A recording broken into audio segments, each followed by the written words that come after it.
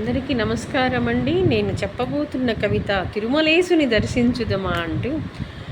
తిరుమలి తిరుమలేసుని తిలకించుదమా, దామోదరుని దర్శించుదమా. తిరుమలేసుని తిలకించుదమా, దామోదరుని దర్శించుదమా. వైకుంఠవాసుని వైభవమూర్తిని,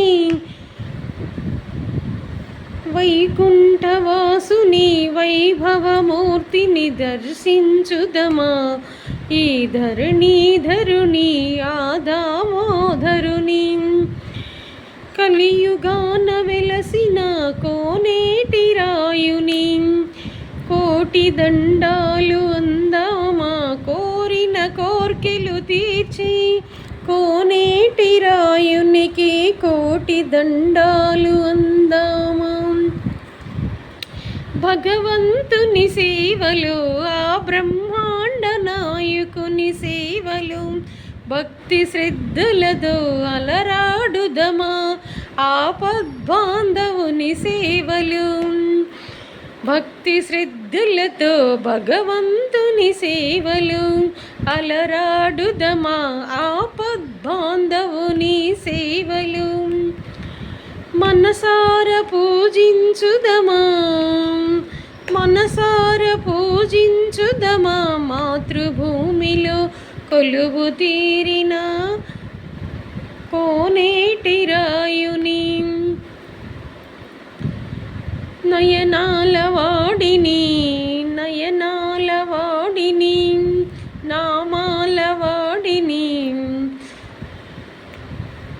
నందివర్ధన పూలతో బంతులు చామంతులతో, గంపెడు గులాబీ పువ్వులతో, గంపెడు గులాబీ పువ్వులతో, బంతి పూల గజమాలలతో, మందార మకరందముతో, మల్లెల మకరందాలతో పూజించుదమా. పద్మమ్మ ప్రియనాథుని, ఆ పద్మమ్మ ప్రియనాథుని, అల్లారు ముద్దుగా పెంచిన పద్మమ్మను, ఆకాశరాజు ఆకాశరాజు వచ్చెనంటాం అల్లుడిని దీవించుటకు.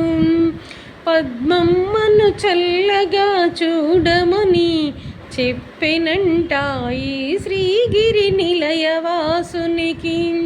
శ్రీదేవి భూదేవి పతుడు మా శ్రీహరి నిలయవాసుడు, కలియుగాన వెలసినాడు వైకుంఠమున.